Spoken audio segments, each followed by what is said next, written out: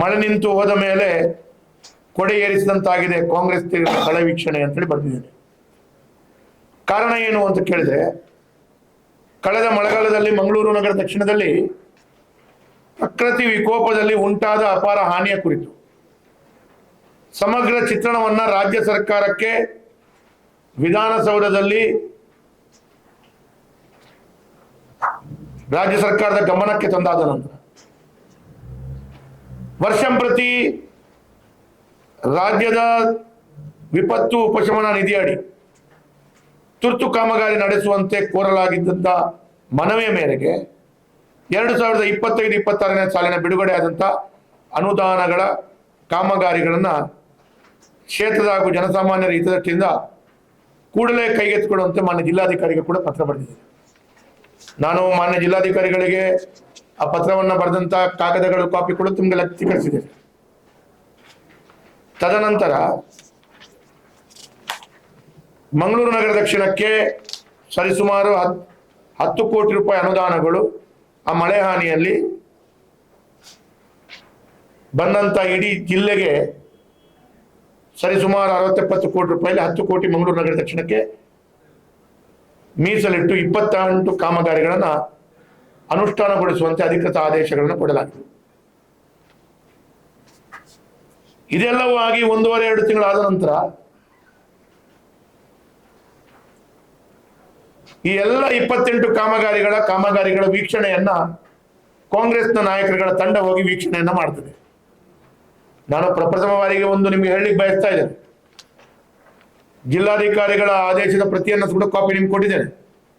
ಅದರಲ್ಲಿ ಅಧಿಕೃತ ಜ್ಞಾಪನದಲ್ಲಿ ಉಲ್ಲೇಖದಲ್ಲಿ 2ನೇ ನಂಬರ್ನಲ್ಲಿ ಸೀರಿಯಲ್ ನಂಬರಲ್ಲಿ ಮಾನ್ಯ ಶಾಸಕರು ಮಂಗಳೂರು ನಗರ ದಕ್ಷಿಣ ವಿಧಾನಸಭಾ ಕ್ಷೇತ್ರದ ಪತ್ರ ಸಂಖ್ಯೆ ಮಂಗಳೂರು ನಗರ ದಕ್ಷಿಣ ಇತರೆ 830 2025-26 ದಿನಾಂಕ 6/1/2026 ಪತ್ರವನ್ನು ಉಲ್ಲೇಖ ಮಾಡಿದೆ.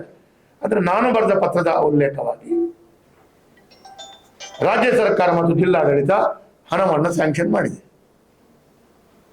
ನಾನು ಜಿಲ್ಲಾಧಿಕಾರಿಗಳಿಗೆ ಬರೆದ ಪತ್ರವನ್ನು ಕೂಡ ನಿಮ್ಗೆ ಕೊಟ್ಟಿದ್ದೇನೆ.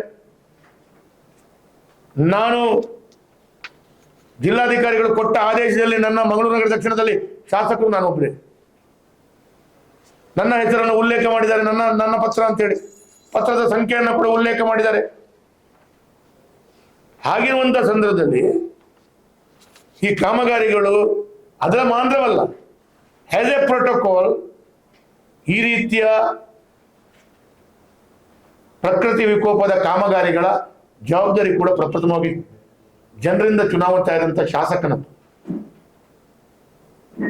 ಆದರೆ ಇದಕ್ಕೆ 1 ರೂಪಾಯಿ ಕಷ್ಟವನ್ನ ಪಡೆದೆ, 1 ರೂಪಾಯಿ ಯಾವುದೇ ಕೆಲಸ ಕಾರ್ಯಗಳನ್ನು ಮಾಡದೆ ಸ್ಯಾಂಕ್ಷನ್ ಆಗಿ ಬಂದಿದೆ ಅಂತೇಳಿ ಪ್ರತಿ ಸಿಕ್ಕಿದ ಕೂಡಲೇ ಈ 28 ಜಾಗವನ್ನ ಕಾಂಗ್ರೆಸ್ ನಾಯಕರೊಂದಿಗೆ ಹೋಗಿ ವೀಕ್ಷಣೆ ಮಾಡಿ 10 ಕೋಟಿ ಕೊಡಲಾಗಿದೆ ಅಂತ ಹೇಳುವಂಥದ್ದು ಬರೆದು ದಿನನಿತ್ಯ ಪತ್ರಿಕೆಯಲ್ಲಿ ಹೊಡೆಸುವಂತ ಈ ಒಂದು ಏನು ಪ್ರಚಾರವನ್ನು ಕೊಡಿಸುವಂತ ಒಂದು ವ್ಯವಸ್ಥೆ ಮಾಡ್ತಾರಲ್ಲ,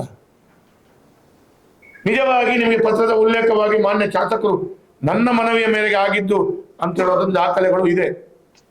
ಹಾಗಿರುವಾಗ ದಿನನಿತ್ಯ ಪತ್ರಿಕೆಯಲ್ಲಿ ಹೋಗಿ ಆ 28 ಜಾಗದಲ್ಲಿ ಎಲ್ಲೆಲ್ಲಿ ನಾವು ವೀಕ್ಷಣೆ ಮಾಡ್ತಾ ಇದ್ದೇವೆ ಅಲ್ಲಿ ಜನರನ್ನ ಸೇರಿಸಿ ನಾನು ಮಾಡಿದ್ದೇನೆ ಅಂತೇಳಿ ಬಿಂಬಿಸ್ಲಿಕ್ಕೆ ಹೊರಡುವಂಥದ್ದು ಉಂಟಲ್ಲ, ಅಂದ್ರೆ ಜನರಿಗೆ ಪಾಪ ಗೊತ್ತಾಗೋದಿಲ್ಲ. ಜನರು ಮುಕ್ತರು. ವಿಧಾನ ಪರಿಷತ್ ಶಾಸಕರು ಬಂದಿದ್ದಾರೆ ಅಂತ ಹೇಳುವಾಗ ಜನರು ಬರ್ತಾರೆ, ಒಂದು 10 ಜನ ಸೇರ್ತಾರೆ, ಪಾಪ ಅಲ್ಲಿ ಅವರಿಗೆ ಒಂದು ಮಾಳೆ ಹಾಕ್ತಾರೆ, ಅವರೇ ಮಾಡಿದ್ದು ಅಂತ ಎಣಿಸ್ಕೊಳ್ತಾರೆ. ತಪ್ಪೆಣಿಸ್ಕೊಳ್ಬಾರ್ದು. ನಾಳೆ ನೀವು ಬರೆದ ವರದಿಯನ್ನ ಇನ್ಯಾರು ಬರೆದ್ರು ಅಂತ ಹೇಳಿದ್ರೆ ಹೇಗಾಗತ್ತೆ? ಸರಿಯಾಗಲ್ಲ. ಹಾಗೆ ನಾನು ಬರೆದಂತ ಈ ಪ್ರತಿ ಕಾಗದ ದಾಖಲೆ ಸಮೇತ ಮಾಧ್ಯಮದ ಮಧ್ಯದಲ್ಲಿ ಅವರು ಮಾಡುವಂತ ಈ ರೀತಿಯ ಸಣ್ಣ ಮನಸ್ಸಿಗೆ ತಮ್ಮ ಪತ್ರಿಕೆ ಮುಖಾಂತರ ಉತ್ತರವನ್ನು ಕೊಡ್ಲಿಕ್ಕೆ ಬಯಸ್ತಾ ಇದ್ದಾರೆ. ವಿಧಾನ ಪರಿಷತ್ ಸದಸ್ಯರ ಮನವಿ ಮೇರೆಗೆ ಮುಖ್ಯಮಂತ್ರಿಗಳು 25 ಕೋಟಿ ಕೊಟ್ಟರು ಅಂತೇಳಿ ಆರ್ಡರ್ ಬರೆಸಿ ನೀವೇ ಬರಿ. ಅದನ್ನು ನಾನು ಒಂದು ಕಾಮಗಾರಿಗಳು ಕೂಡ ನಾನು ನೋಡ್ಲಿಕ್ಕೆ ಬರಲ್ಲ. ನಾನು ಈ ಹಿಂದೆ ಮಹಾನಗರ ಪಾಲಿಕೆಯ ನಮ್ಮ ಆಡಳಿತ ಇರುವಂತ ಸಂದರ್ಭದಲ್ಲಿ ಕೂಡ ಮಹಾನಗರ ಪಾಲಿಕೆಯಲ್ಲಿ ಇವರು ಮಾಡುವಂತ ಕೆಲಸ ಕಾರ್ಯಗಳು ಕೂಡ ನಾನು ಹೋಗ್ತಿಲ್ಲ. ನನ್ನದೇ ಪಾರ್ಟಿ ಇದ್ರು ಕೂಡ ಅವರವರಿಗೆ ಅವರವರ ಅಧಿಕಾರ, ಅದು ಮೇಯರ್ ಜವಾಬ್ದಾರಿ. ಹಾಗಾಗಿ ಈ ಎಲ್ಲ ಕಡೆಗಳಲ್ಲಿ ಕೂಡ ಮಳೆಗಾಲದಲ್ಲಿ ನಾನೇ ಖುದ್ದು ಹೋಗಿ ವೀಕ್ಷಣೆಯನ್ನು ಕೂಡ ಮಾಡಿದ್ದೇನೆ. ಇವತ್ತು ಬಂದಂತ ಕಾಮಗಾರಿಗಳು 10 ಕೋಟಿ ರೂಪಾಯಿ ಅಲ್ಲ,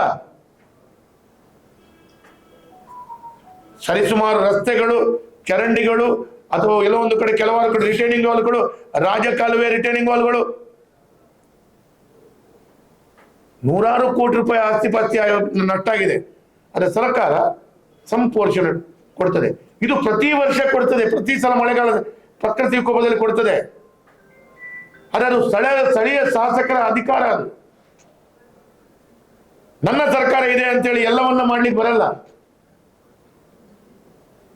there is some protocol and system, ನಿಯಮಗಳಿದೆ. ಖಾಲಿ ವಕೀಲರ ಡಿಗ್ರಿ ಪಡ್ಕೊಂಡ್ರೆ ಆಗಲ್ಲ. ಇದನ್ನೆಲ್ಲವನ್ನ ತಿಳ್ಕೊಡ್ಬೇಕಾದಂತ ಜವಾಬ್ದಾರಿ ಇದೆ. ಅದಕ್ಕಾಗಿ ನಾನು ಹೇಳ್ತೇನೆ, ಇದು ವೇದವ್ಯಾಸ ಕಾಮತ್ರ ಪ್ರಯತ್ನ ಪಟ್ಟು ನಾನು ಜಿಲ್ಲಾಧಿಕಾರಿಗಳಿಗೆ ಮಾತ್ರವಲ್ಲದೆ ಮುಖ್ಯಮಂತ್ರಿಗಳಿಗೂ ಅವರಿಗೂ ಮಂಗಳೂರಿನ ಪ್ರಕೃತಿ ವಿಕೋಪದ ಬಗ್ಗೆ ಅಧಿವೇಶನದಲ್ಲಿ ಮಾತಾಡಿ ಗಮನ ಸೆಳೆದಿದ್ದೇನೆ, ಪತ್ರವನ್ನ ಕೊಟ್ಟಿದ್ದೇನೆ. ಹಾಗಾಗಿ ಇವತ್ತು ಈ ಕಾಮಗಾರಿಗಳನ್ನ ನಾನು ಈ ಸಂದರ್ಭದಲ್ಲಿ ಹೇಳಲಿಕ್ಕೆ ಬಯಸ್ತಿದ್ದೇನೆ.